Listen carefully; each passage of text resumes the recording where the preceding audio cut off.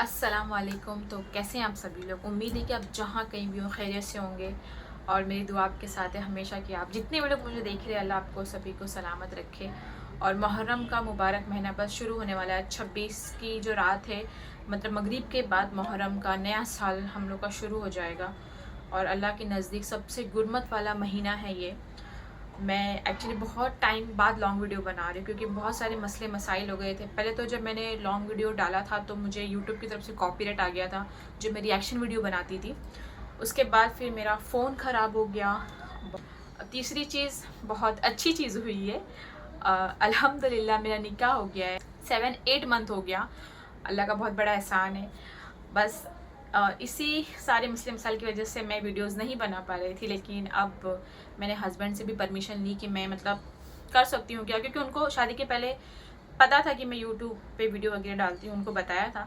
लेकिन अब भी मैंने पूछना सोचा कि पूछ लेते हैं क्या उन्हें पसंद है कि नहीं है। तो बोला कि शरीयत में रह कि जो भी काम करो अच्छा ही आप करें। तो बस मैं अब वापस से हाजिर हो गई कुछ बताने के लिए आप सभी लोग को अच्छी बातें जो मैं कर सकती हूँ, जो सीखती हूँ। मैं कोई आलिमा तो हूँ नहीं, आप लोग जानते हैं मुझे, अगर आप पहले से देख रहे हैं तो मैं कोई आलिमा नहीं हूँ। मैं बस सीखती हूँ और मैं सिखाती हूँ, जो मुझे आता है वो मैं बताती हूँ।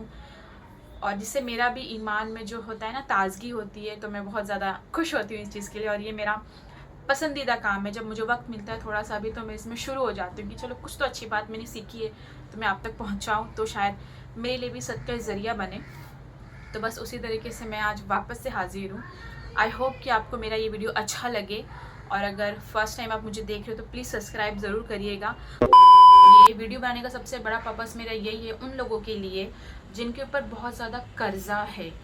एक्चुअली मैं अपनी बैक स्टोरी अगर आपको बताऊं तो 1.5 साल से मेरे ऊपर 55,000 रुपये का कर्जा था। ये किसी के लिए अमाउंट छोटा होगा, किसी के लिए बहुत बड़ा होगा, मेरे लिए भी बड़ा ही था। मैं इसे एक्चुअली चुका ही नहीं पा रही थी और 55,000 कर्जा एकदम मेरे पास सर पे लोड था कि कैसे हटेगा कैसे होगा। मैं रोज़ दुआएं मांगती थी। तो फिर जिल हज का महीना चल रहा था, तो जिल हज का महीना चल रहा था जो स्टार्टिंग के 10 अशरे होते हैं। मुझे ये दुआ उससे पहले पता चली कि ये दुआ अगर आप पढ़ते हैं तो आपको बहुत फ़ायदा होगा और आपका जल्द से जल्द कर्जा दूर होगा। तो मैंने बोला कि चलिए वजीफ़ा ट्राई करते हैं।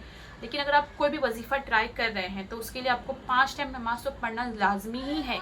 वैसे तो फ़र्ज़ है नमाज, लेकिन अगर आप कोई वजीफ़ा ट्राई कर रहे हैं, आप सोच रहे कि 4 टाइम नमाज़ पढ़ते हैं, फजर छूट जाती है तो वजीफ़ा कर लेंगे तो हो जाएगा, फिर वजीफ़ा नहीं हो रहा है, तो नहीं होने की वजह यही होती है कि आप नमाज नहीं पढ़ते 5 टाइम। अगर आप 5 टाइम नमाज पढ़ के वजीफ़ा कोई भी वजीफ़ा आप करेंगे तो अल्लाह पाक इसमें आपको ज़रूर कामयाब करेगा। तो बस मेरा जिल हज का महीना शुरू हो चुका था और मैं 9 रोज़े रख रही थी। अल्हम्दुलिल्लाह मैंने नियत करी थी और मैंने स्टार्ट कर दिए थे रोज़े रखना। और मैं सुबह में भी, फजर में, ज़ोहर में, असर में, मगरिब में, इशा में हर टाइम दुआ एक बार पढ़ती थी। ये पहले दरूद शरीफ पढ़ती थी, फिर दुआ पढ़ती थी, फिर दरूद शरीफ पढ़ती थी। और मैं ये दुआ कंटिन्यू मैंने 9 दिन मैंने पढ़े।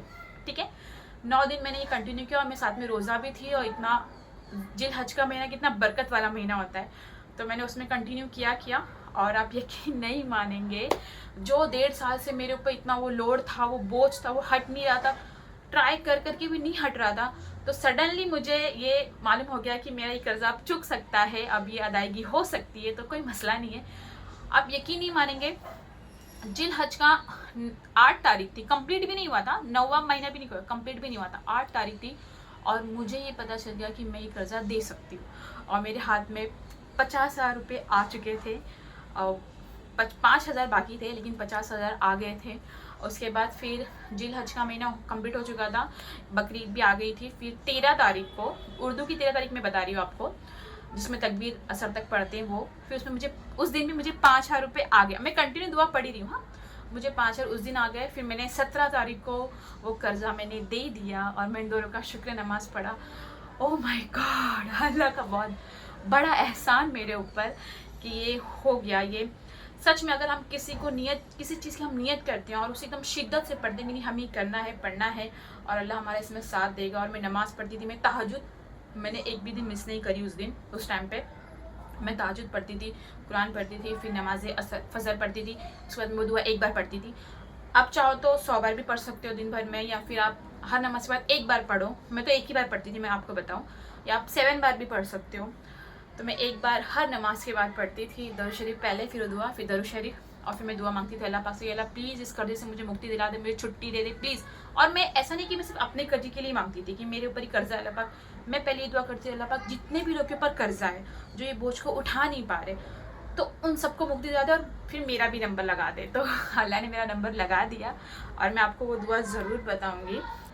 मैं कम्युनिटी पोस्ट पे वो दुआ डाल दूँगी, तो आप लोग ज़रूर चेकआउट करिए और मैं आपको स्क्रीन पे भी ये लगा दूँगी। औज़ु बिल्लाहि मिनश शैतानिर रजीम, बिस्मिल्लाहिर रहमानिर रहीम। अल्लाहुम्मा इन्नी औज़ु बिका मिनल हम्मी वल हज़नी वल अजज़ी वल कसली वल जुबनी वल बुखली व ज़लाइद्दीन व गलबातिर रिज़्क़। सल्लल्लाहु अलैहि वसल्लम, सलातो सलाम अलैका या रसूल अल्लाह। अल्लाह का बहुत बड़ा एहसान है कि ये दुआ मेरे लिए बहुत फ़ायदा हुई और आप लोग ये दुआ को ज़रूर पढ़िए। अगर आपके ऊपर कर्जा नहीं है, आप किसी को जानते हैं, तो उसे ज़रूर शेयर कीजिएगा इस वीडियो को। सीखती हूँ, मुझसे भी बहुत सारी गलतियाँ होती हैं, मैं कोई आलिमा नहीं हूँ, मैं आपको पहले भी बता चुकी हूँ कि मैं कोई आलिमा नहीं हूँ। मैं इस्तिमा में जाती हूँ और आपको पता है कि ये मेरे अंदर इतनी शिद्दत कैसे जागी, मतलब ये कर्ज को मुझे छुट्टी करनी है। अब 1.5 साल सोचिए ना, आप 1.5 साल से मैं कर नहीं पा रही हूँ, लेकिन मुझे अब करना ही है। मेरे दिमाग में कैसे आया, जब मैं इस्तिमा गई थी, जुमेरात का हमारे यहाँ इस्तिमा होता है, तो मैं इस्तिमा में गई थी। उसमें बताया गया कि रसूल सल्लल्लाहु अलैहि वसल्लम के पास एक सहाबी आते और बोलते कि एक जन का इंतकाल हो गया, आप जनाजे की नमाज़ पढ़ाने चलिए। तो आका बोलते कि उसके ऊपर कर्जा है, मैं नहीं पढ़ा सकता। आका ने बोला कि मैं नमाज़ नहीं पढ़ा सकता क्योंकि उसके ऊपर कर्जा है। तो फिर उन्होंने कहा, उस सहाबी ने कहा कि इनका जो कर्जा है वो मैं अदा कर दूंगा, तो आप इनकी पढ़ाइए। उसके बाद उनकी नमाज़ पढ़ाई गई। तो आप सोचिए, आप अंदाज़ा लगाइए कि कर्जा किसी के ऊपर होता तो आका ने नमाज के लिए ही मना कर दिया। अभी आजकल के लोगों को शायद इतना लोगों को मालूम नहीं होगा, मुझे भी इस बारे में इतना मालूम नहीं था, इसलिए मैं इतना आराम से हाँ कर देंगे, दे देंगे, दे जमा करके दे देंगे। नहीं नहीं नहीं, अगर आपने किसी का कर्जा लिया है, उसने आपको यकीन पे दिया है कि हाँ भाई ये दे देंगे, तो आप कोशिश करिए। नियत करने वाले के साथ अल्लाह है। मेरे पास भी कोई ऑप्शन नहीं था, ना मैं कोई जॉब कर रही थी उस वक्त, ना कुछ, और अभी भी मैं कोई जॉब नहीं कर रही, मेरे पास कोई ऑप्शन नहीं था, लेकिन अल्लाह ने गैप से इंतज़ाम कर दिया। अगर कोई ख़ानदान में आपके ऐसा है जो दे सकता है, लेकिन आपको पता है कि वो नहीं देगा, उसकी नीयत ही नहीं है मदद करने की, लेकिन अल्लाह क्या करेगा, उसके दिल में डाल देगा और फिर वो आपके लिए खड़ा हो जाएगा। तो बस इसी तरीके से मेरे साथ भी हुआ और अल्लाह ने बहुत लोग को ज़रिया बनाया। जिनको भी अल्लाह ने ज़रिया बनाया, अल्लाह उनकी तमाम ख्वाहिशात को पूरा करे, उनकी मुश्किलात को आसान करे और जितने लोग के ऊपर कर्जा है वो कर्जे से मुक्ति दिलाए। आप अगर आपको ये वीडियो पसंद आए तो ज़रूर लोगों तक पहुंचाइए, बताइए, शेयर कीजिए। अगर आपके ऊपर कर्जा नहीं है तो किसी और के ऊपर है, तो उन्हें बताइए, शेयर कीजिएगा ज़रूर। और आपको मेरा वीडियो कैसा लगा आप लोग प्लीज़ शेयर कीजिए, कमेंट कीजिएगा, सब्सक्राइब कीजिए। मैं एक्चुअली बहुत टाइम बाद वीडियो बना रही हूँ, तो थोड़ी बहुत मेरी ज़बान लड़खड़ा रही है, तो माफ़ कीजिएगा, दरगुजर कीजिएगा। मैंने कुछ उल्टा सीधा बोला होगा तो मैं सीख रही हूँ। और दुआ कीजिए कि मैं जो सुनती हूँ पहले ख़ुद उस पर अमल करूँ, फिर आपको मैं बताऊँ। तो ये मेरे साथ एक मैजिक हो गया, तो मैं सोचा आप लोग के साथ तो शेयर करना बनता है, तो बस इसीलिए मैंने छोटी सी वीडियो बनाई है। तो अगर आपको अच्छी लगी हो तो प्लीज़ लाइक करिएगा, कमेंट भी करिए, सब्सक्राइब भी करिए। और आप लोग और कुछ जानना चाहते हो और कुछ, तो कमेंट ज़रूर करिएगा कि मैं कुछ अच्छी बातें आपको बता सकूं या मैं कुछ सीख सकूं। अगर मैंने इसमें कुछ गलती की हो तो वो भी मुझे बताइएगा।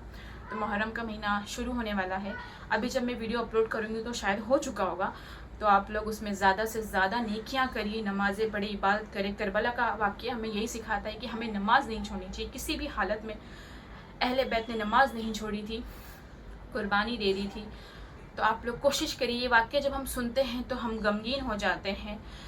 हमें इस चीज़ से यही सीख मिलती है करबला के वाक़े से कि हमें नमाज़ नहीं छोड़नी चाहिए। और इस 10 मुहर्रम में अल्लाह ने उसमें अपने नबियों को कितनी सारी चीज़ दी थी। बहुत, मैंने एक शॉर्ट वीडियो में अपलोड ज़रूर करूँगी जल्दी, उसमें आप लोग ज़रूर देखिएगा कि कितने सारे नबियों को अल्लाह पाक ने जीत हासिल करवाई थी। मतलब ये जो दिन है बहुत कीमती है, बहुत ज़्यादा कीमती। जो 9 और 10 का रोज़ा रखता है या 10 या 11 का रखेगा मुहर्रम में, उसके 2 साल के पिछले और अगले गुनाह माफ़ हो जाते हैं।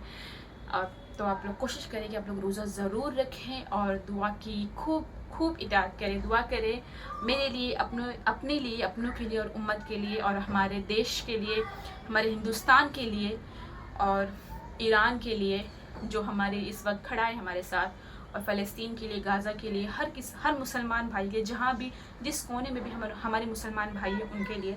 तो इस वीडियो को ज़रूर लाजमी शेयर कीजिएगा और लाइक कीजिएगा। और मैं ज़रूर छोटी मोटी वीडियो बनाती रहूँगी। और मेरी शादी कैसे हुई ये भी मैं आपको ज़रूर बताऊँगी नेक्स्ट वीडियो में, कि कैसे हुआ, क्या हुआ, मैंने वीडियो क्यों नहीं बनाया, सब मैं आपको ज़रूर बताऊँगी। बस आप लोग चैनल को सब्सक्राइब ज़रूर कीजिएगा मिलते हैं नेक्स्ट वीडियो में। जज़ाकल्लाह खैर।